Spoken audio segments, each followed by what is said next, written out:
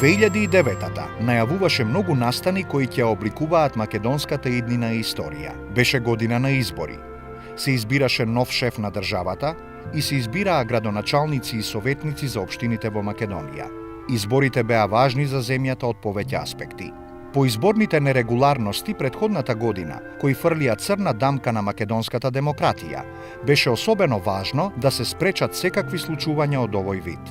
Излегов на овие избори за да побарам шанса од граѓаните да покажам како може домаќински и честно да се води главниот град на државата. Заедно со граѓаните ќе реализираме програмата која што имаме изготвено за овие локални избори, програма во која што има проекти кои што ќе ги решат клучните проблеми со кои што се соочува градот Скопје. Мерењата на јавното мислење, направени на почетокот на 2009-та, говореа дека поддршката за оваа партија е непроменета и дека се уште се наоѓа на исклучително високо ниво. Датумот за изборите беше поставен 22 март прв круг и 5 април вториот круг на гласање.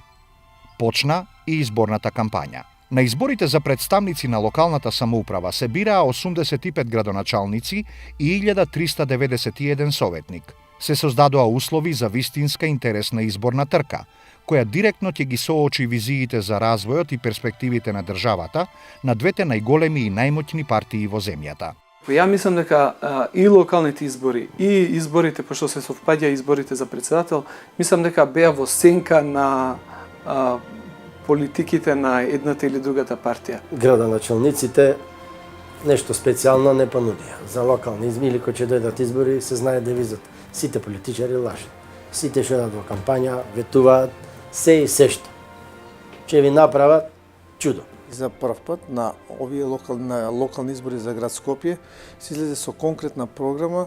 Нормално таа програма беше правена во консултации со граѓаните, со анкетирање на граѓаните, што е она што граѓаните на градот Скопје сметаат дека треба да се реши во следниот 4-годишен мандат на новиот градоначалник. На овие избори на локалните излеговме со првата, со слоганот "Заедно можеме повеќе", укажувајќи на граѓаните дека сега кога имаме централната власт, доколку имаме градоначалници кои што се благопријатно наклонети кон владата да соработуваат со неа за доброто на граѓаните, заедно можеме да направиме повеќе. Овој слоган сметам дека беше еден од двигателите на развојот на градот Скопје.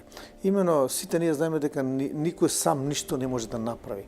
Туку напротив, треба во соработка со другите чинители тоа да го направи. Многу проекти кои што се реализираа во градот Скопје, доколку не беше таа сестрана или срдечна и наречам целосна соработка и со владата и со општините, голем дел од големите проекти на градот Скопје немаше да бидат реализирани. По веќето места каде што се градоначалници од ВМРО ДПМНЕ има одлична соработка, таа соработка е од полза за граѓаните што живеат во таа општина, добиваат градби, спортски сали или нешто друго.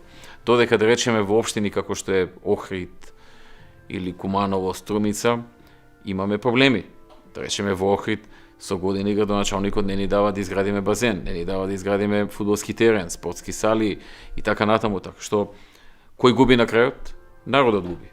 Заради тоа што тој бил од друга партија и не сака да дозволи владеачката ВМРО ДПМН да направи некои нешто да направи во градот, што ќе биде од корист за граѓаните, за да не ги добие наредните избори. Тоа е многу глупава филозофија, ама тоа е тоа.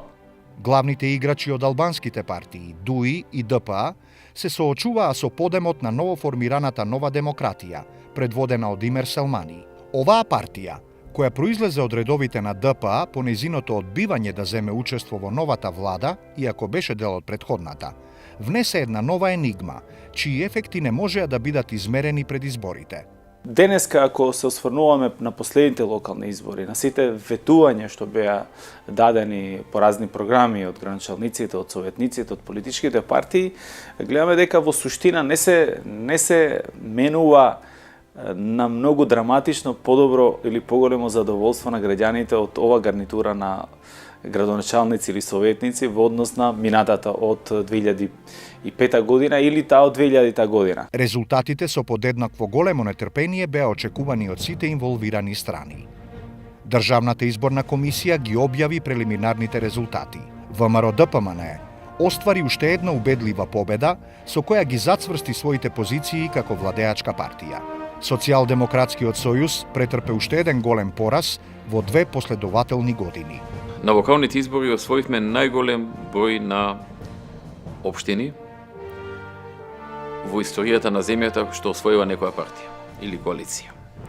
Скоро 60, ако не се лажам, општини, вклучувајќи го и градот Скопје, припаднаа на ВМРО ДПМН и мислам дека само 6 на СДСМ. Во албанскиот блок пак не се остварија предвидувањата за поголемо вмешување на Нова демократија во распределбата на гласовите. Се уште беа доминантни ДУИ и ДПА.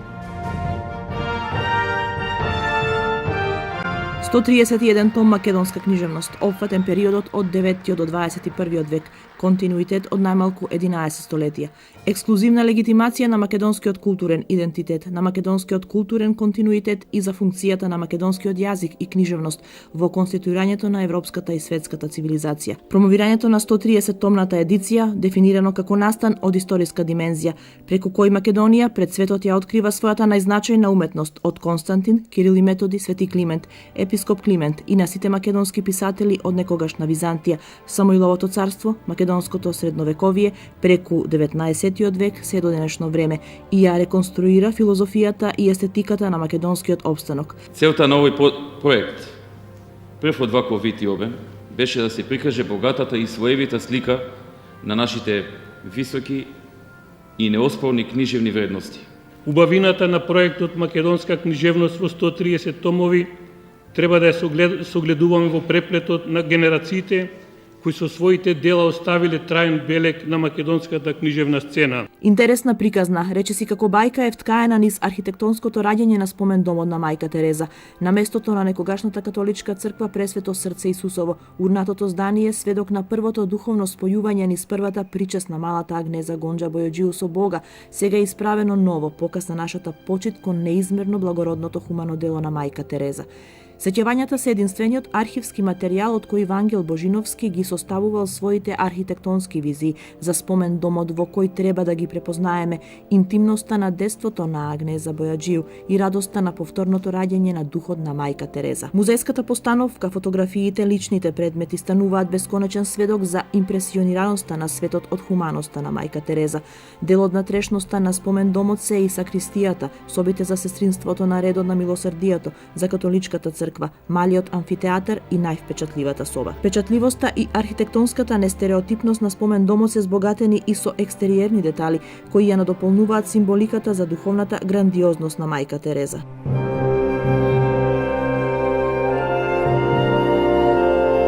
Оваа година истекуваше 5-годишниот мандат на председателот Црвенковски, кој на оваа позиција дојде по трагичната смрт на председателот Борис Трајковски, чиј авион се урна во Босанските планини во 2004 година.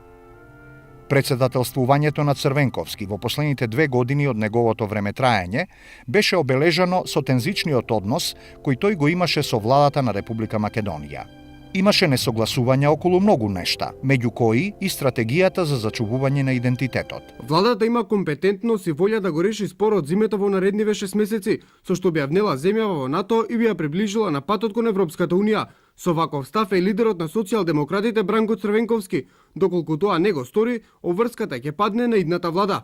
Потсети дека Македонија има јасна стратешка цел. Наша крајна, клучна стратешка цел не е само слободно да патуваме во Европската Унија. Нашата стратешка цел е да живееме во Европска Унија. Јас жалам што нашата опозиција практично ова прашање го користи за одредено зајакнување на нивните политички позиции, партиско-политички позиции и одредено за сомнување на нашите партиски позиции. Ваквата релација на ниво председател влада беше делумно причината за начинот на кој ќе се води изборната трка. Ваквиот јас, кој се створи помеѓу најголемите представници на македонската политичка левица и десница, продолжуваше да се шири и во крајна линија. Го одреди теркот и главната тема околу која тие ќе се судрат на изборите. На партискиот конгрес ВМРО ДПМНЕ и официјално одлучи својата поддршка да му ја даде на професор доктор Ѓорѓе Иванов, реномиран професор на правниот факултет и експерт во областа на политиката. Тогаш дојде времето на конвенцијата на ВМРО ДПМНЕ, внатрешпартиското кандидирање. Тие денови својата кандидатура ја истакна и професорот доктор Ѓорѓе Иванов за председателски кандидат на ВМРО ДПМНЕ и тогаш тој почна со своето внатрешпартиско представување, значи пред делегатите, пред општинските комитети, пред организациите, пред структурите на ВМРО ДПМНЕ и тогаш отидовме за прв општински комитет кој што тој го посети беше неговото родно Валандово. Во делот на мојата програма е промовирање на отворена политика кон сите соседи и наоѓање заеднички решенија на сите проблеми кои ги имаме, а кои се надвластени можеби со векови. Тогаш имаше и многу кандидати. Кај сите постоеше јасна определба за стратешките цели, меѓутоа беа различни интерпретациите. Со тоа што се совпадна со локалните избори, мораше она што беше надлежност на председателот да се приземни на локално ниво, да се кажат бенефициите кои би ги имале граѓаните на локално ниво од добивањето на председателската функција. ЛДП и НСДП излегоа со предлог да се поддржи кандидатурата на професор доктор Нано Ружин, поранешен амбасадор на Македонија во НАТО. Однапред знаевме дека во услови на две големи партии кои што имаат монопол на политичкиот живот во Република Македонија, дека не можеме нешто многу да направиме во смисла да го освоиме тоа место, но имавме повеќе влогови. Првиот влог беше таа мала партија да покаже дека се уште е жива, дека се уште постои, дека има своји симпатизери и членови и што успеа преку локалните избори. А вториот аспект беше да ја подигнеме, би рекол, таа политичка култура на граѓаните. Социјалдемократите одлучија кандидатот да го бараат помеѓу своите редови. Изборот падна на професор доктор Љубомир Фрчковски, поранешен министер за внатрешни работи, за надворешни работи и без ресор во повеќе влади на СДСМ. Председателската кампања беше, што знам, голем предизвик за мене. Јас влегов во варијанта кога СДСМ беше во изгубена позиција во основа, 3:1. На крајот од кампањата ние дојдовме ова до која сега се 1,6 кон 1, значи практично повеќе од половина ја претуривме во наша корист. Направивме една, независно од таа свест, бидејќи никој од нас не е наивен, со која влегуваме, јас имав желба да им помогнам и од аспект што имав личен проблем со една дрска, арогантна власт која сметаше дека и магаре да врзе ке помине и тој така се однесува. Ваквата листа на кандидати се надополнува уште со имињата на Мируше Хоџа ДПА, Агрон Буџаку ДУИ, Имер Селмани НД, Љубе Бошковски независен. Првиот изборен круг е одржан на 22 март. Она што беше специфично 2009 година е нормално тој судир меѓу двајца професори од од правен факултет политологија. Таму беше јасно што беше кој ќе победи, кој има. Но председателските избори беше за мене рехабилитација на Фрчковски, бидејќи никаде го извадија. Кампањата беше можност да се посети секое населено место во Македонија. Така што во првиот и вториот круг негде пресметавме, имавме поминато над 15.000 километри. Кампањата воглавно беше, мислам, фер и демократска, но тоа што исто така остави впечаток беа и дебатите меѓу претседателските кандидати.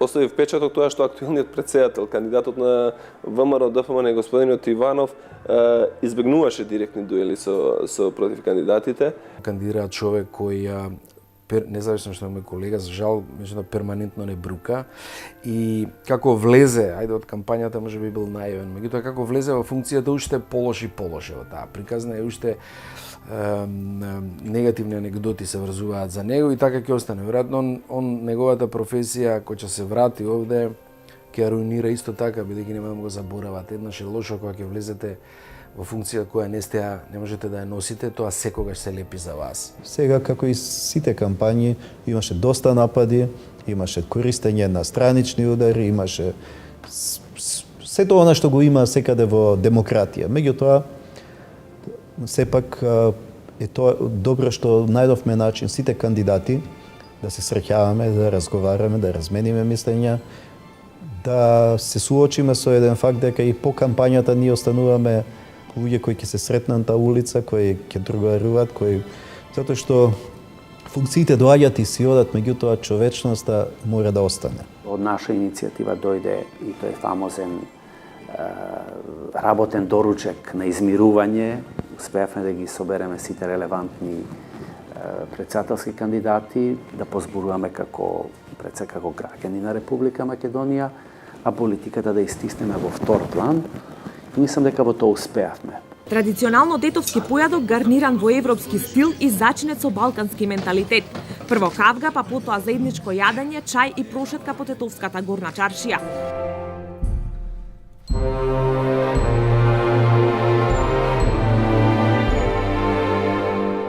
Прв пат во историјата на македонската политолошка сцена видовме кандидат албанец кој промовира вредности и да се прифатени од поголем круг на гласачи. Значи, Имер Самани, кандидат на Нова демократија, имаше 150 и неколку илјади гласови, од кои што околу 50.000 беа и на македонци, на срби, на турци, на роми. Човекот изненади со неговиот начин и неговата кампања, со тоа што предизвика да добие подршка и да биде популарен многу и меѓу македонската заедница. Значи, јас бев единствен кандидат кој што имав една единствена програма, една единствена понуда и према албанците, и према македонците, и према србите, турците и така натаму.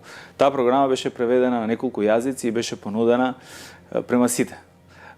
И мојата цел беше да станам претседател на сите граѓани на Република Македонија, што не беше случај со останалите кандидати, па и со актуелниот претседател на државата. Според гласовите на нацијата, професор доктор Ѓорѓе Иванов беше избран за 4ти претседател на Република Македонија.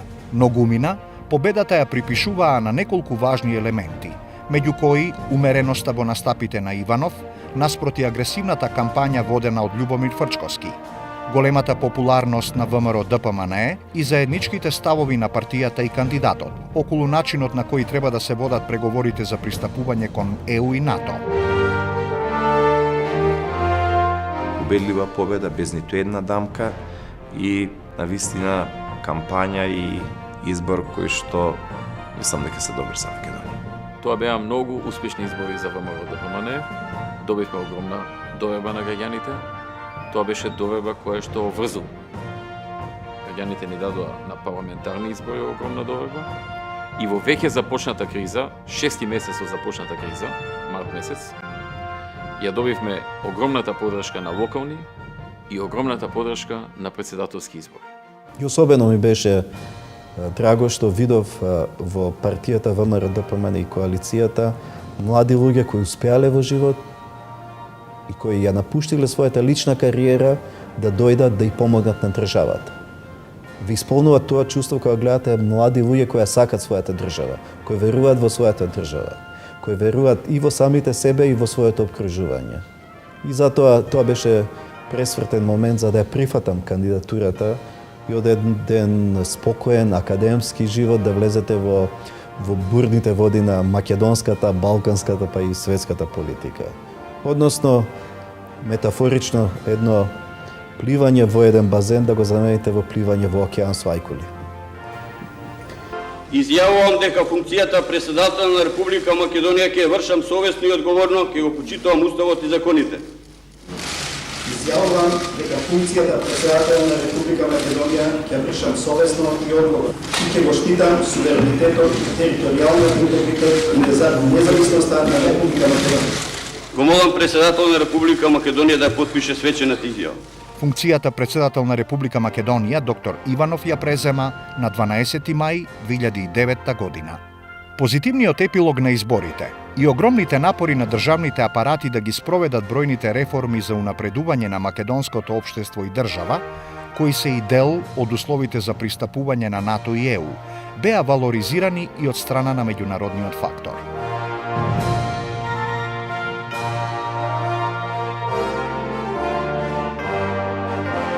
На 24 мај, на површина од 3300 метри квадратни, а во состав на Националната и универзитетска библиотека Свети Климент Охридски во Скопје, беше отворена новата дигитална библиотека на Македонија, за која владата издвои 120 милиони денари. Ние оваа година, Хуманитарното здружение на Есма и Стево Теодосиевски, направивме маторско вечер, пошто немат родители. И на 8 деца, 8 или 9 деца, не, така нешто беа, 400 жени беа присутни во еден ресторант и правивме забава. Им дадов јас од своји лични пари по 100 евра.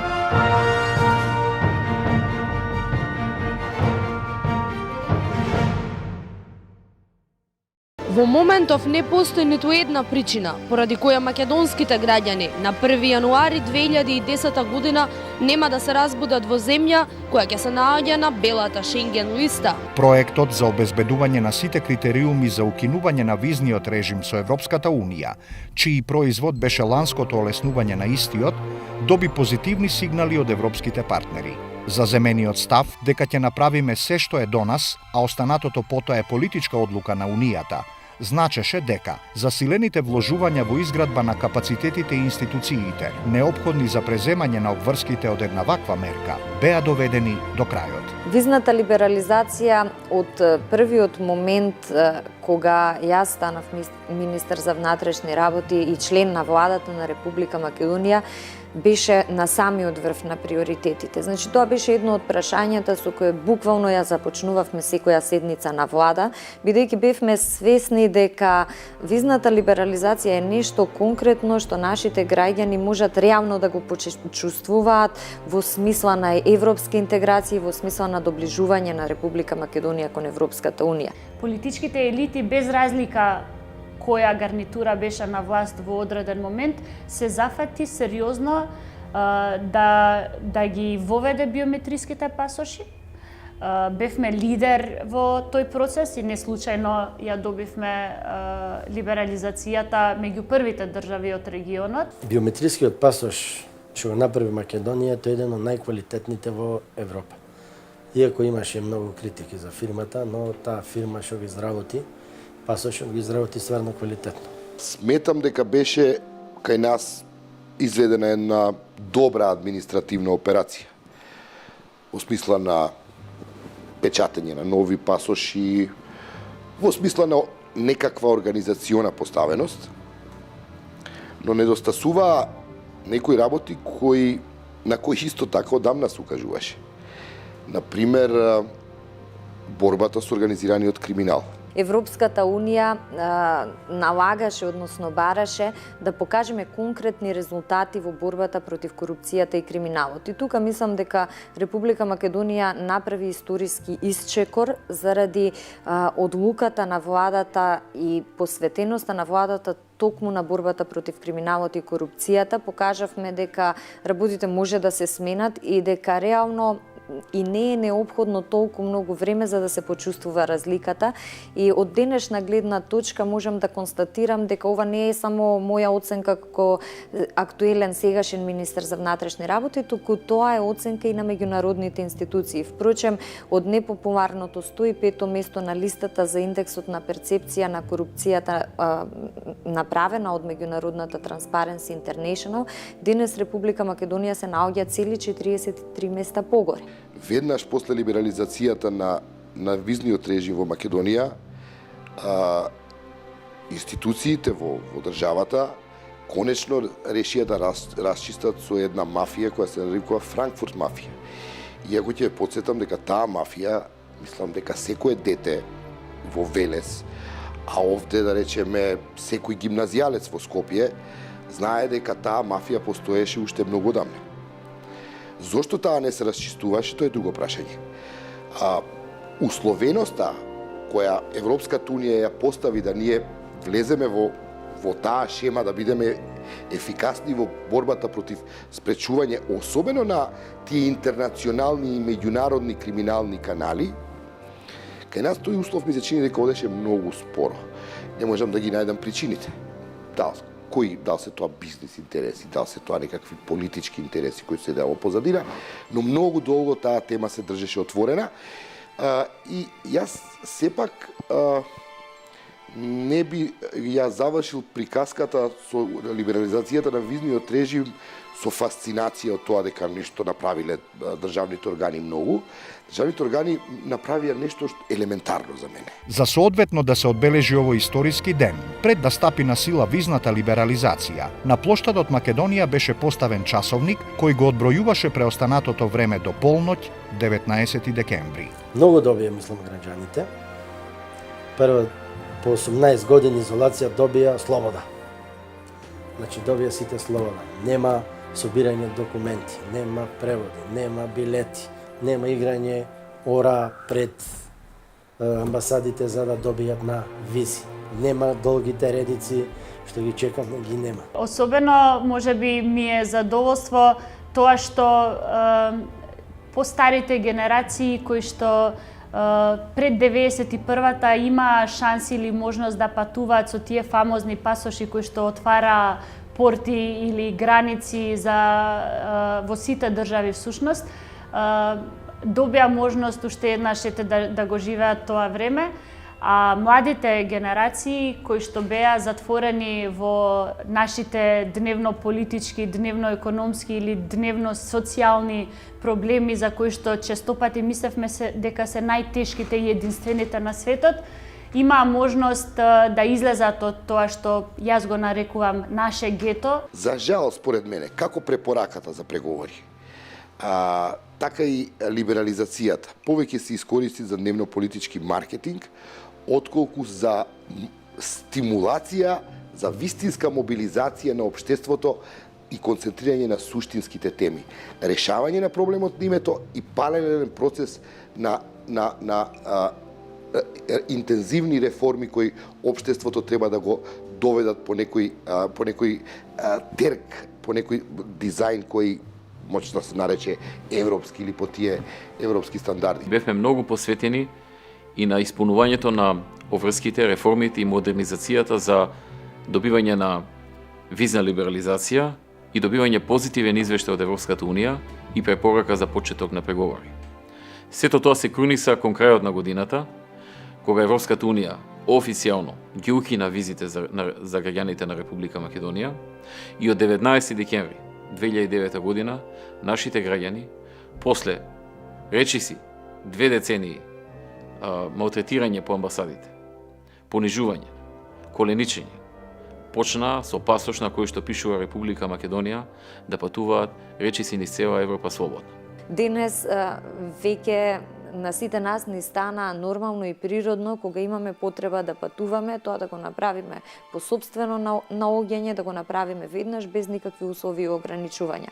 Меѓутоа, до пред само неколку години не само што тоа не беше случај, туку секое патување во странство беше приказна за себе, да не речам траума за секој граѓанин, заради понекогаш понижувачкиот процес на добивање на виза и една голема неизвестност дали ќе ја добиете или нема да ја добиете визата, бидејќи имаше многу случаи каде што граѓаните гледано по документите целосно ги исполнуваа условите, меѓутоа заради правото на секоја држава дискреционо да одлучува по однос на овие прашања се случуваше наши истакнати спортисти, уметници, луѓе кои професионално требаше да патуваат и да ја представуваат Република Македонија во странство, едноставно не можеа да заминат само заради тоа што не успеваат да добијат виза. Кога одевме моравме да менјаме многу често пасоши и многу поинако не гледа кога ќе одиме некаде у странство. Мислам дека треба тоа да престане, да бидеме и ние дел од Европа и да се чувствуваме како Европа. Не му беше дојасно на клубовите кај што настапуваме дека мора да чекаме ние лично, дека мислат дека во нашата држава така лесно иде, а дури кога му ги објаснувавме работите, они не ни веруваат, така да тоа е со цел денеска да го постигнеме за да ги немаме проблеми за војнина. Многу симптоматично е тоа што нас уметниците не канат од различни земји од Европа да гостуваме со своите проекти затоа што ја почитуваат нашата работа на некој начин.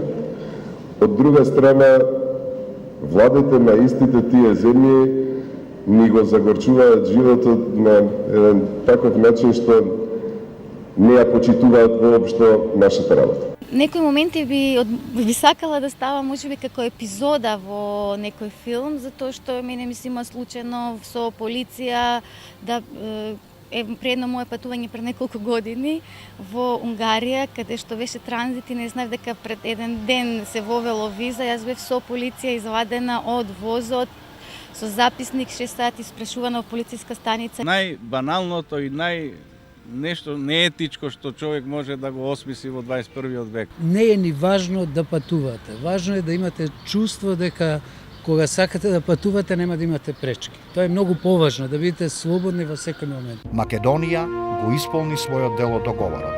И Европа брзо следеше.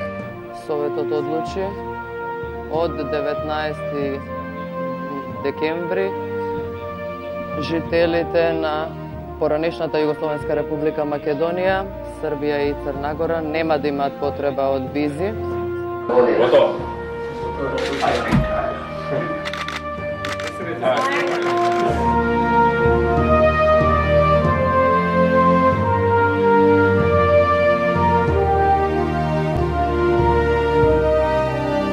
Денеска оваа политичка гарнитура со помошта на сите останати граѓани на Република Македонија, субјекти, институции и така натаму, со помошта исто така и на меѓународната заедница успеа да го на некој начин заврши целиот процес, сите реформи, сите стандарди, целата модернизација што беше потребна, да дојдеме до момент Европската унија да каже дека Република Македонија без никакви забелешки, без дополнителни проекти што ова или она мора да направиме, заслужи целосно укинување на визите. Беше организиран и концерт на кој настапија Здравко Чолич и светски познатиот диџеј Fatboy Slim, кои со своите нотија засладија и онака веселата атмосфера која беше присутна помеѓу луѓето. Освен концертот, владата организираше и чартер лет до Париз, Франција, за 100 граѓани, 20 најдобри студенти и новинари од медиумските куќи, придружувани од вице-премиерот за европски прашања Васко Наумовски и министерката за внатрешни работи Гордана Јанкуловска, за народно кажано, да го се втосаат патувањето без ограничувања на најголемиот дел од европскиот континент.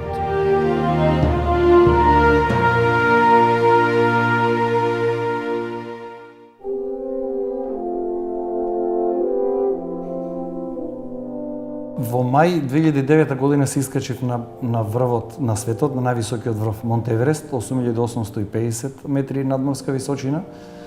За мене лично повеќе представуваше ментален предизвик, целокупната таа експедиција и сите фази на припрема, тек на експедиција и периодот на искачување на самиот врв. Чувството е неверојатно. Кога јас сеќавам во моментот, тоа беше во 8 часот наутро, на 19 мај кога се качив на врвот на Еверест, бев толку уморен да седнав на самиот врв. Имав таа можност дека во тој момент бевме само тројца на врвот.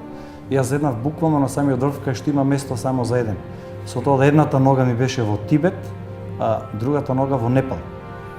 И тогаш извадив маската со кислород, бидејќи се качив со употреба на кислород и ги направив првите фотографии. Првите фотографии беа направени со македонското знаме. чувството на припадност е едно од најаките емоционални чувства кои што ги има секоја единка. Значи, чувството дека припаѓате некаде е најакото чувство. Во тој момент се осеќате дека целата нација е со вас. Кога ќе го извадите вашето знаме, и тоа е причината зошто луѓето ги вадат знамењата. Значи, ја демонстрираат својата припадност. И од тие причини, секогаш кога збориме за припадност, национална припадност, идентитет, зборуваме за многу големи вредности. И тие вредности треба секогаш да ги негуваме и да ги зачуваме. Во тој момент, кај мене доминираше чувството на припадност на македонската нација. И истакнувањето на македонското знаме значеше исполнување на мојот сон. Дека не јас како единка сум се качил на врвот на светот, туку сум се качил и ја представувам заедницата, народот, нацијата на која што и припаѓам. Во Европскиот парламент почна расправата за предлог резолуцијата што ја подготви италијанскиот европарламентарец Габриеле Алберетини за одлуката за почеток на преговорите која Европскиот совет би можел да ја донесе на 7 декември. Во изјавата за македонската телевизија известителот за нашата земја словенечкиот европарламентарец Золан Талер рече дека денеска беше македонски ден во Европскиот парламент, упутувајќи ја пораката до владите на државите членки на Европската унија да ја поддржат Република Македонија да ја добие препораката за полноправно членство. 2009 година веќе стигнавме до свидетелството и оценката од страна на Европската комисија, во кое што свидетелство беше потврдено дека Македонија го положила тестот. Македонија го поминала испитот на политичка зрелост и институционална функционалност и капацитет да ги отпочне преговорите за членство со Европската унија. За прв пат во историјата на државата Македонија доби позитивен извештај и Европската комисија даде препорака до Европскиот совет да ја даде датум за почеток на преговорите на Република Македонија. За жал, 2009 година не отпочна во една поповолна клима за постигнување на што побрзо и заедно прифатливо решение за спорот со името.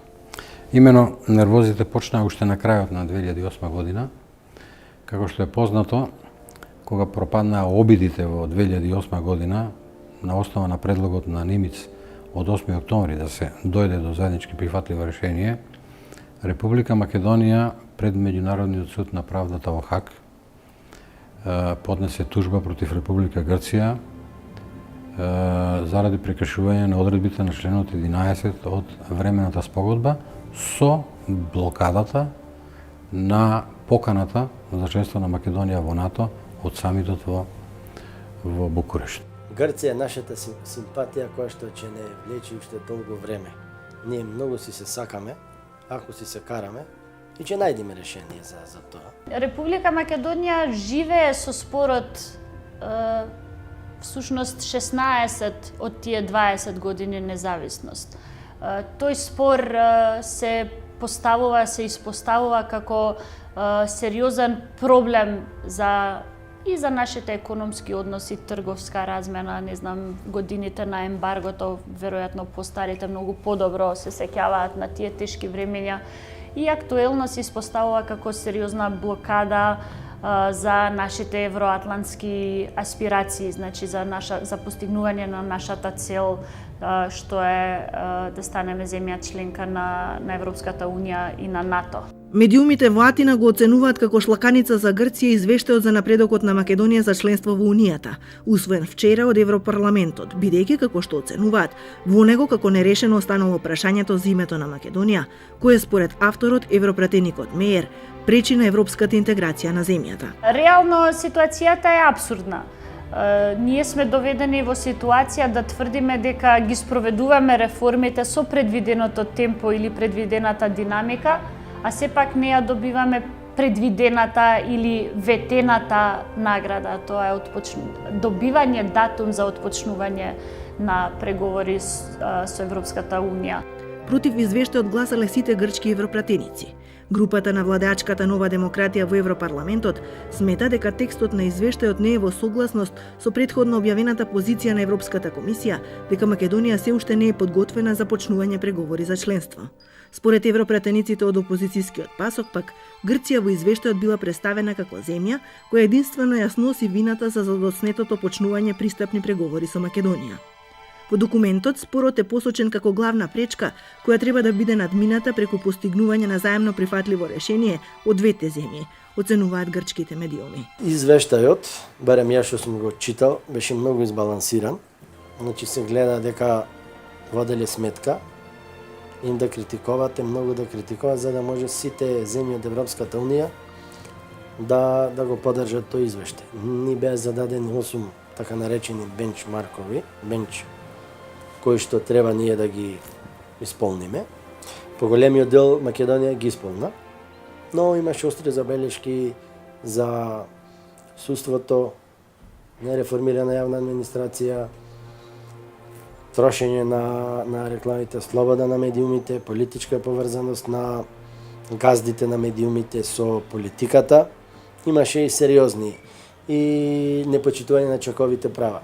Се однесуваше за правата на хомосексуалците. Јас гледајќи од аспект на Собранието на Република Македонија, доаѓајќи на чело на Собранието на Република како претседател на Собранието, јас и заедно со сите други политички партии и пратеници, условно да кажам, ги засукавме ракавите и дадоме еден нов инпут и нова енергија внесоме во работењето на Собранието, кое што секако резултираше со извештај од Европската Унија. Инаку претходно, за жал, имаме одредени бенчмаркови кои што беа внесени од извештај од Европската комисија, кај што беше и нотирано кои работи треба да ги направи Собранието на Република Македонија. Добрососедските односи и почитувањето на културното и историското наследство се исклучително важни за подобрување на стабилноста и безбедноста, се додава во извештајот. Во него се препорачува засегнатите страни да постигнат согласност пред почнувањето на пристапните преговори, вклучувајќи го тука и обраќањето до Меѓународниот суд на правдата. Најтешките прашања може да се разрешуваат ако доаѓа почесто до билатерални контакти на најодговорните луѓе кои што ги носат одлуките во еден или во друг правец. И веднаш на 10 октомври, колку што сеќавам, дојде до средба со нашиот министер за надворешни работи во Истанбул, премиерот Папандреу нормално се сретна во својство на министер за надворешни работи, потоа имаше 2-3 средби директни на нашиот министер со алтернативниот министер Друцас, но оноа што е најважно, во октомври и ноември се одржаа 2 билатерални средби, директен контакт меѓу нашиот премиер Груевски и меѓу грчкиот премиер Папандреу. Едната беше во Брисел, другата беше во Мала Преспа, и што премиерот Груевски на почетокот на декември му испрати писмо на премиерот Папандреу, во кое што му предложи да почнат да организираат билатерални контакти, редовни билатерални контакти, при што му дадем можност да ги одбере и термините и местата кои што не му одговараат за да може да доаѓа почесто до такви средби. Зоран Талер ги повикал Оли Рен, Карл Билт и сите председатели на влади на земјите членки на Европската Унија, за кои сметат дека за решавање на проблемот со името во парламентот имаат мнозинство, да им се јават на премиерите Груевски и на Папандреу за да ја покажат солидарноста и да ги охрабрат во настојувањата да се реши проблемот со името. Минатата година во моите дискусии во собрание јас ја поставав токму оваа дилема. Како ќе ја одржиме мотивираноста, позитивната енергија на граѓаните по однос на интеграцијата, ако се доведеме во ситуација процесот да стагнира, а реално тој стагнира. И јас сакам да верувам дека тие контакти еден ден, колку е можно порано, значи многу блиска иднина, да доведат до изнаоѓање на едно решение со кое што дефинитивно ќе се деблокираат интеграциите на Република Македонија во ЕУ и во НАТО. Јас останувам да верувам во една таква разрешница.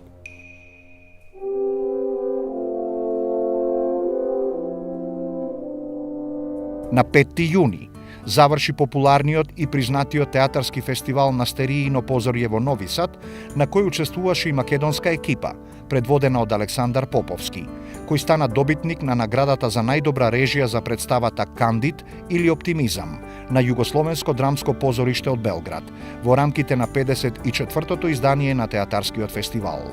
Нашиот актер Никола Ристановски ја доби престижната стериина награда за актерско остварување за улогата на Ахмет Нурудин во представата Дервишот и смртта на Меша Селимовиќ, во режија и адаптација на Егон Савин, а во продукција на Народно позориште од Белград. На 2 јули, маркетинг агенцијата New Moment New Ideas Company во рамките на проектот на владата на Република Македонија ја промовираше видео приказната за Охрид, градот на светлината, изработена според старото име на градот – Лихнидос, град на светлината.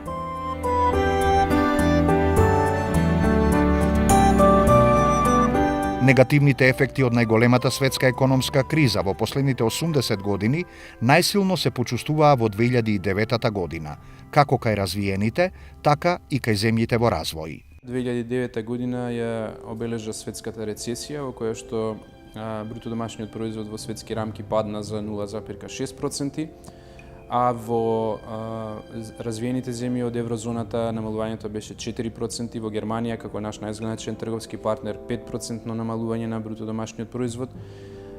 Единствено Кина и Индија во таа година остварија позитивни стапки на економски раст, од Кина од 9%, а Индија некаде меѓу 5 и 6%. Значи, светот се соочи со последиците од големата светска економска криза, кој што во голем број од земји се одразија преку масовни отпуштања од работа, значи на работници, намалување на плати, намалување на пензии, намалување на социјална помош, пропаѓање на банки. И одеднаш кога многу домаќинства влегува во неможност да си ги отплаќаат кредитите и почнаа да ги продаваат куќите на пазарот на недвижности, сосема падна цената и не можеа ни банките да си ги наплатат практично кредитите, и тоа беше причината за тој колапс каде што почна во Америка во финансискиот сектор, а потоа се прелеа и секаде. За спас на финансискиот и реалниот сектор, за прв пат владите на развиените земји интервенираа преку формирање на фондови за спас на економиите, кои во Соединетите Американски држави достигнаа ниво од 700 милиарди долари, во Велика Британија 500 милиарди фунти, во Германија 500 милиарди евра и во Франција 360 милиарди евра. Во 2009 дојде и кај нас светската економска криза, иако не зафати со голем бран, ние како Сојуз на стопански комори во соработка со владата предупредивме дека светската економска криза ќе дојде и ќе ја зафати македонската економија. Владата реагираше деломно, недоволно брзо, но сепак доста од мерките и најголем дел од мерките што беа предложени на Сојузот на стопански комори, тогашната влада ги прифати и ги примени. Да не беа тие мерки и да не реагираше владата така, економската криза ќе се одразеше многу погубно по македонската економија. Како резултат на последиците од кризата, се зголеми невработеноста кај сите развиени економии. Значи, стапката на невработеност достигна рекордни нивоа во повеќето земји и социјалните немири стана обележје на таа година. Во многу земји имаше масовни отпуштања од работа, што пак предизвика реакција на синдикатите и масовни протести и социјални немири, дури и во земји како што се Франција, Германија и други, кои што дотогаш не можеше да се замисли дека може да имаат такви ситуации. Случувањата во македонската економија во 2009 година беа детерминирани од светската економска криза, најголемата глобална криза во последните 80 години. Негативните ефекти од истата се одразија врз повеќето сектори во економијата, преку намалување на надворешната и домашна побарувачка. Во финансискиот сектор не се одрази кризата со оглед на тоа што ние имаме многу конзервативен финансиски систем. Кај нас банките кога даваат кредити бараат двојно поголеми обезбедувања од вредноста на тоа што се купува, така што немаше тука проблем во финансискиот сектор. За нас како мала и отворена економија, извозот на стоки и услуги е многу значајна дејност, значајна област, и кога европската економија има пат, не може да се очекува македонската економија да остварува добри резултати. Имаме чувство дека можеби малку дел од работите успорува, владата од некои работи исто така ретерираше како во поглед на даноците за плати, не ги одржа оние ветувања дека давачките за плати ќе се намалуваат, него дури се одржуваат нисто и мислам дека и малце се покачува. Значи се обидува владата некако да балансира, ама ние како бизнис и како комори, па исто така сме тука да ја подсетуваме на ветувањата и да ја подсетуваме дека треба економијата континуира да се подобрува, а не само кампањски од период на период. Благодарение на здравите макроекономски политики, балансираната фискална политика, високото ниво на јавни капитални инвестиции, антикризните мерки и структурните реформи за подобрување на бизнис климата, ефектите од кризата се почувствуваа во помал обем во однос на другите земји. Економската криза и стравувањето од нов бран не треба да бидат панични, но треба да бидат предпазливи. Треба да се повторно да се воведат економски мерки за брзо и ефикасно излегување на економската криза. Европа излезе од економската криза, тоа значи дека сите предпријатија во Република Македонија претежно кои беа извозно ориентирани, бидејќи извозите се претежно на европскиот пазар, се веќе излезени. Но оние предпријатија кои што се внатрешно пазарно ориентирани, тие се уште чувствуваат потешкоти и мерките треба да бидат насочени во тие насоки, да домашниот пазар го средиме. Кон крајот на 2009 година почна да доаѓаат високи представници на Светската банка и ММФ почна да дава извештаи за тоа како се снашле земјите за време на кризата. Извештаите на ММФ беа дека Македонија е една од земјите која што најдобро се справи со светската економска криза.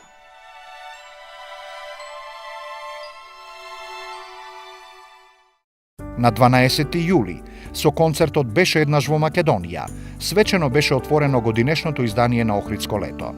Македонската публика имаше можност да ги чуе недопирливите, Беше еднаш во Америка, Беше еднаш на Дивиот Запад, Добриот, лошиот и грдиот, Мисијата, Жртви на војната, музика од култните филмови, врз кои се потпиша славниот италијански композитор Енио Мориконе.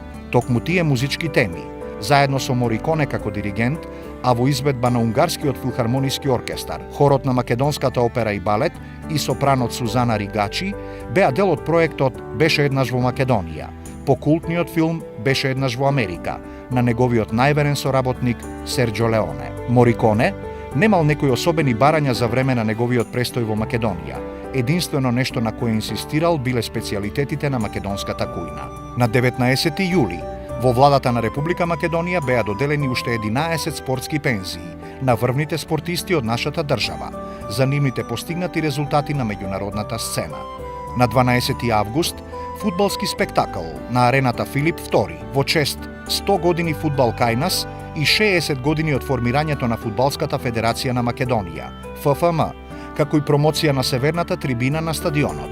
Шпанците направија чест, го удостоија јубилеот и ја прифатија поканата за да одиграат пријателски надпревар, кој не се гледа често на нашиот најголем стадион.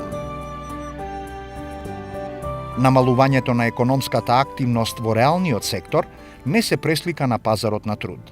И во услови на криза, во 2009 година стапката на вработеност забележа раст од 1,1%, додека стапката на невработеност се намали и придонесе Република Македонија во 2009 година да биде единствената земја во Европа, каде е забележан пад на стапката на невработеност од 1,6%.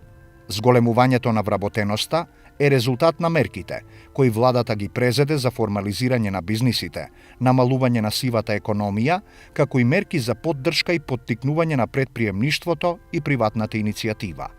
Спроведовме 3 пакети на антикризни мерки, од кои што првиот се однесуваше на ребаланс на буџетот, со кој што беа драстично намалени расходите во делот на тековните расходи, кај што може да се крати, а да тоа не се одрази толку на економијата, значи беа намалени сите расходи каде што можеше да се направат заштеди, а од друга страна ги зголемивме капиталните инвестиции со цел да го поддржиме градежништвото. Помогнавме колку што е можно кризата да се ублажи.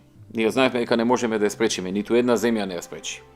Меѓутоа се трудевме да ја ублажиме и можам да кажам дека на крајот излезе дека споредено со другите земји. Иако кај нас граѓаните почувствуваа криза, не беше лесно, свесни сме за тоа.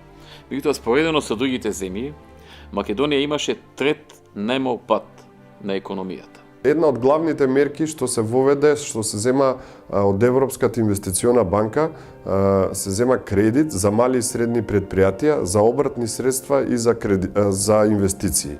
Тој кредит што донесе? Тој кредит донесе ниски камати да можат фирмите да си ги репрограмираат своите кредити според побарување. Бидејќи беше намален извозот, беше намалена беше намален пазарот, со тоа се намалени сите потенцијали на ликвидност на фирмата и затоа овие кредити беа многу важни за малите и средни предпријатија. Таа кредитна линија потоа се отвори понатаму и за големите предпријатија. Покрај овие средства, македонските банки кои го спроведуваат проектот обезбедија собствено учество од дополнителни 80 милиони евра. И сега владата носеше антикризни мерки. Колку на време се почна со антикризните мерки со оглед на тоа што пак не се предвиде големината на кризата и воопшто не се предвиде ние како ќе ја завршиме 2009 година, со оглед на тоа што отидовме во рецесија, а се предвидуваше многу поголем раст од тоа што се постигна на крајот. Така што тука беше реакцијата забавена и веројатно дека некои мерки беа во ред, некои мерки беа популистички, како охрабрување да внесат оптимизам, да внесе оптимизам. Владата ветуваше дури 8 милиарди евра инвестиции, а ако се земат предвид странските директни инвестиции што влегува во земјава, еве минатата година само 145, предходната година околу 220 милиони евра, значи немаше ни простор, нити пак владата има средства 8 милиарди да донесе инвестиции. Тие рачунаа и на тие јавно-приватни партнерства со странски инвеститори или концесии на патишта, но ништо од тоа не се случи. А еве помина веќе 3 години не се ни случува, значи не ни почнува да се случува. Владата на Република Македонија и покрај сериозните предизвици со кои се соочи во кризната 2009 година, со несмален интензитет продолжи во спроведувањето на реформите за подобрување на деловното опкружување, кој беше нотиран од страна на бројни истакнати меѓународни институции. Според индексот на глобална конкурентност, содржан во извештајот за глобална конкурентност на Светскиот економски форум, Република Македонија беше рангирана на 84-то место во 2009 година, што представува напредок од 5 места во споредба со претходната 2008 година. Во поглед на инфраструктурата, мислам дека владата можеше многу повеќе. Сега ако земеме што треба да се направи, меѓутоа ако земеме дека во тој период владата работела и други работи, можеби се немало време или се немало фокус и енергија за да тоа се направи. Инаку инфраструктурата е една од основите на развој на економијата и основите за да кажам убаво чувство на самите граѓани. Значи Македонија се наоѓа на централно место на Балканот, меѓутоа некако немаме чувство дека имаме централни дека се наоѓаме на централно место во делот на економските збиднувања. Втор човек во Светската банка дојде во Македонија и јавно кажа дека Македонија е една од земјите која што со мерките што ги презела спречила многу од продорот на кризата и дека е една од земјите која што најдобро се справила за време на светската економска криза. Тоа беше за нас охрабрување, но истовремено сите ние се чувствувавме многу тешко. Бидејќи, знаете, кога ја водите земјата во време кога економијата добро оди, вие многу работите, но го гледате прогресот. А кога многу работите, а се трудите да одржите некој да не се најде во полоша ситуација од таа што е, тогаш што е едно друго чувство, едно поинакво чувство и е многу потешко. Работите исто или повеќе отколку претходно, а нема напредок. Туку напредокот го гледате само во тоа колку сте спречиле повеќе кризата да продолжи.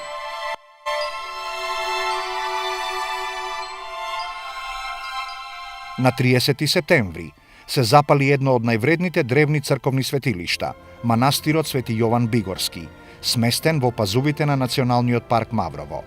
До темел се изгорени конаците, трпезаријата, гостинската просторија, кујната, библиотеката, монашките живеалишта и галеријата на икони. Пламенот кој избувнал во кујната не го зафатил манастирот, каде што се наоѓаат икони со непроценливо богатство, а благодарение на присебноста, спасени се и иконостасот и прочуената чудотворна икона Свети Јован Крстител. Во моментот на пожарот, во манастирот се наоѓале десетина монаси, неколкумина искушеници, гости и посетители. За среќа, Никој од нив не е повреден, а спасени се и околу 200 икони и други црковни предмети на манастирот од 16 до 19 век.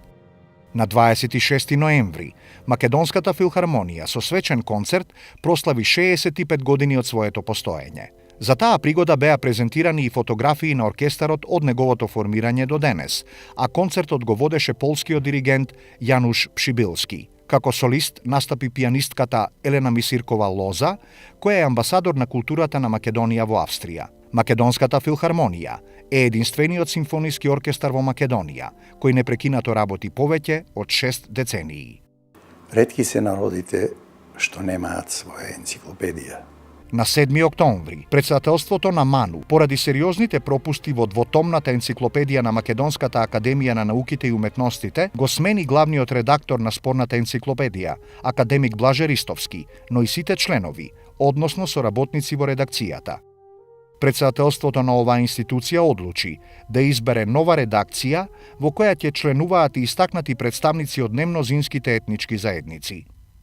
Председателството на МАНУ не се согласуваше со содржината и со интонацијата на дел од текстовите во некои определници во енциклопедијата и се оградуваше од нив. Беше замислена енциклопедија не општа, туку само национална. Тоа значи да ги опфати само одредниците што се однесуваат за Македонија и во врска со Македонија. Политичките партии го искористија овој момент. Повторно, најголем дел од опозицијските партии да го нападнат парламентарното мнозинство, посебно ВМРО-ДПМН, дека намерно сака да ги понижи албанците во Република Македонија, дека не сака да има добри меѓуетнички односи, бидејќи во континуитет таквите муабети овде во Собранието на Република Македонија беа секојдневие. Имавме напади од страна на колегите од СДСМ, на колегите од ДУИ, дека каем се канџите на орлите, дали Груевски им ги скрши, дека стана мачења кои што предат во скутот на Груевски, така натаму и така натаму, континуирано понижување. Се разбира, таа голема свечаност предизвика различни чувства, емоции и скриени интереси. И уште утрето се појавија реакциите. Албанската заедница во Македонија се крена на нога. Вербалниот огон се рашири во соседна Албанија, откаде што екс-премиерот Пандели Мајко повика албанците во Македонија да го запалат македонското знаме. Знамето гореше, но не во Македонија, туку во соседно Косово. Дебатни емисии во Приштина и во Тирана со многу критики за МАНУ. Протести во Тетово и во Скопје, епилогот веќе познат. Реакциите беа главно еднодимензионални. Од една страна, веднаш се јавија така наречените невладени организации како Разбуди се и слични од страна на албанското малцинство. И од друга страна, кога веќе се јавија албанците со такви масовни протести, закани, демонстрации по улиците и лични закани, тогаш се јави и опозицијата во лицето на СДС, кој, како што изјави јавно на телевизијата Ајден, подпредседателот на СДС, тие вака го дочекале реагирањето на албанците и заедно со нив ја урнале енциклопедијата, како што рече тој. Одредени делови од енциклопедијата за Социјалдемократскиот сојуз се спорни и неприфатливи. Тие со својата содржина предизвикуваат нови поделби и тензии во македонското општество и не конфронтираат со нашите најголеми пријатели и поддржувачи во меѓународната заедница. Во исто време за СДСМ се неприфатливи екстремните и радикални изјави и реакции на дел од албанските политичари од земјата и од соседството. СДС го направи тој атак за да може преку тоа да ја руши владата, сметајќи дека ќе излезат албанците, дуи и со тоа Груевски ќе мора да поднесе оставка и тие ќе дојдат на власт. Една многу проста математика. Без да мислат дека рушејќи ја првата македонска енциклопедија, ја рушеа македонската наука од 300 души и повеќе ангажирани на изработката на овој проект. Целиот проблем настана со тоа што дел од авторите на енциклопедијата своите лични политички ставови и предрасуди ги пласираа во овој текст како научни факти. Тоа е првата работа. И втората работа, за каква научни фундирани сознанија говориме. Например, во одредницата која се однесува за вклученост на Соединетите Американски држави и Велика Британија во обуката на членовите на ООН. Од самата авторка имавме прилика да слушнеме дека незиниот извор била Википедија, значи апсолутно нереферентен извор, и тука завршува приказната за научната фундираност на фактите изнесени во енциклопедијата. Недозволиво е за академската елита на една млада демократија да произведе нешто што тврди дека е енциклопедија, а всушност наликува на еден политички памфлет со изразени националистички содржини во него. Повеќе од националистички, тоа се содржини кои што навредуваат нации, истории, прашања на припадност. Таквиот пристап не само што е неприфатлив, тој би требало да биде недопуслив. Албанците имаат своја представа за историјата и културата на албанците и тие сметаат дека се тие староседелци овде, ние сме дошлаци и според тоа треба во енциклопедијата да ги опфатиме сите албанци, каде и да се, како една етнокултура и како историја и денеска како нација, независно од границите, независно од сите други компоненти што го представуваат комплексот на енциклопедијата. Од тие причини јас мислам дека таа енциклопедија заслужуваше да биде осудена, може би е прејак збор, но во секој случај да биде критикувана од целата наша јавност. Ние мораше сите заедно да ги вложиме заеднички нашите напори за да докажеме дека таквиот пристап не придонесува за доброто на државата, дека тој всушност само ќе произведе поларизација, поголема фрагментација на општеството, ќе ги направи уште повкоренети поделбите или сегрегацијата, а нашата цел е да се постигне спротивното. Македонските медиуми беа тука за да ги пренесат сите ставови на албанските политички партии, но кога го побаравме нивниот став за албанскиот енциклопедиски речник Молк, во Дуи не прошетаа како низ лавиринт. Секој прашан упатуваше на друг, а другиот го нема. Новите демократи дури најавија одговор за 10 минути, но помине 1 час и никој не се појави пред камерите. Значи енциклопедијата не можеше и мислам дека не смееше и не беше дозволено да прерасне во мотивирачки фактор за некаков нов меѓуетнички конфликт. Во Македонија во овие 2 децении таа кованица која е содржински израз на македонската европска вредност, а тоа е мултирелигиозноста и мултиетничноста, треба да се чува и да се негува. Тоа се нашите европски вредности.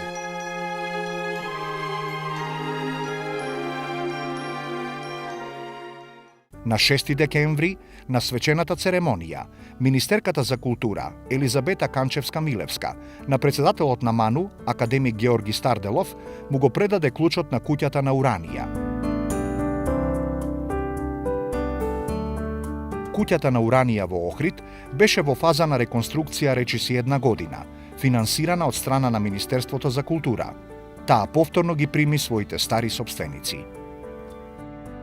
Има една работа која јас кога растев ми беше даун, дај бе човече. Главно беше да излезеш у кафана, запали цигара, врти ја малборката, биди шизик, спорт. Спорт е за селјаци, за даун неуки. Во населбата Триангла беше ставена во употреба новата спортска сала Методи Антонов Ченто, која е дел од проектот на владата на Република Македонија за изградба на 35 спортски сали и 50 фудбалски игралишта. Добро е во една држава да се гради, добро е да има добра спортска инфраструктура, но проблем е одржувањето. Не е проблем ти да го изградиш. Ти можеш да изградиш и за 30.000 сала, но после тоа треба некој таа да одржува. Треба да има надпревари за да може таа да биде исплатлив. Ја поздравувам и мислам дека е тоа една од подобрите работи за спортот и дека треба што повеќе такви работи да би деца излегла од дома, да имаат простор каде да тренират и каде да се занимаваат со спортот. Државата значи полека прави стратегија, прави овие спортски објекти, значи сали, терени и мислам сме мрдати, меѓутоа недостасуваат уште многу работи. Овој објект ќе значи спортски препород за Газибаба, кој ќе може да го користат учениците за физичка настава, како и сите граѓани во рекреативни цели, изјави председателот на владата. Денеска моите деца се занимаваат со спорт и јас сум најсреќен заради тоа. Како ги гледам ни спортот, како растат, како се занимаваат со тоа, ми стануваат се подобри луѓе. Не учествувам во нивното воспитување. Се превоспитуваат. Што видов од нив, што не можев ја како родител да им го дам, бидејќи никогаш го немав. Ја немав дисциплина. Они се дисциплинирани. Они имаат волја секоја недела да идат до врвна водна. 3 пати на тренинг кошарка. Тоа незамисливо за мене било. За директорот на Агенцијата за млади и спорт, ова спортско здание е 12-тата сала изградена со средства од државниот буџет. Тој најави дека до крајот на месецов ќе бидат пуштени уште 4 сали. Фалат инфраструктура, фалат милион, не само сали, кошаркарски, не знам, стадиони. Фалат места за баскетни мало 30. Да има кошови, кај што по цел ден од сабајле до вечер ќе се дрочи со рефлектори, за да се ишкошкаш, да се почувствува, да се осетиш како маж и како зрење ни спорт. Во се можеме повеќе. Значи, апсолутно дека можеме и во спортот многу повеќе него што имаме сега. Треба да се работи многу повеќе, треба да се вложува. Мислам дека треба, ако дојде и закон за спортот, да можат и луѓето, пошто без парите не може ништа, ако се вложува во спортот и самим тим ќе дојде резултат. Денеска токму тоа е она што нам ни треба. Спорт. Децата со спорт да се занимава. Не го учам ни да не зема цигари или алкохол или дрога и така натаму. Едноставно тоа што се занимава, самото тоа што се занимава, го тргнува од другава страна. И јас како родител сум многу мирен.